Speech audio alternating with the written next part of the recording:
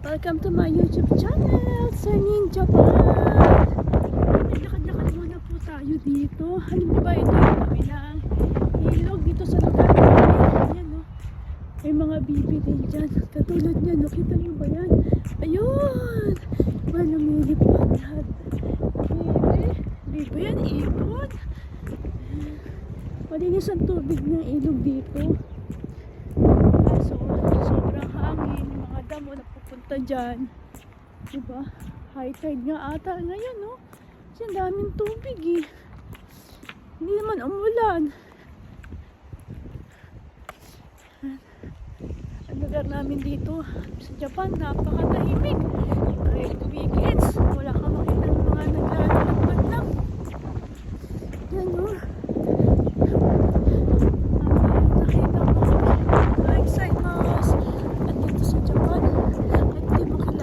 Sa lubong mo, mag-aisatsu ka or mag-greeting ka sa kanila ng good morning, konbanwa, good evening. Yan, alam niyo, babalik ka dito sa Japan tungkol sa mga foreigners. Yan, lalo na sa mga dito sa Japan.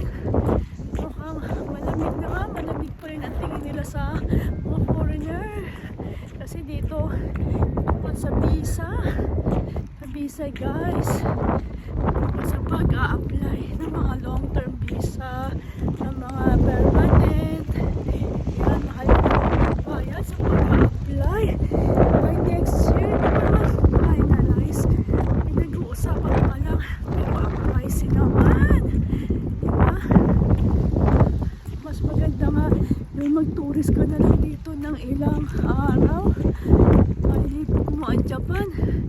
Katulad ko, matagal na ako dito sa Japan. Hindi ko pa nalilibot ang Japan kasi puro trabaho. Siyempre kailangan magtrabaho dito. Hindi pwede ang tambay. Ang hirap ng buhay. Natas ng bilihin sa isang lapad. Kati na mabibili mo sa grocery supermarket. Diba? Pero dapat lang. Kailangan may overtime. Kahit pagod, overtime pa din. Pasok ko 5 o'clock na muna. 5 hours. Nakakainip. Nakaboring, nakakantok pa, nakapagod. Walang magagawa, shogunay. Sa Japanese na walang magagawa, shogunay. Kailangan gawin kasi pag walang overtime, konti lang sasapurin. Paano na ang life natin? Matala pa sa Pinas.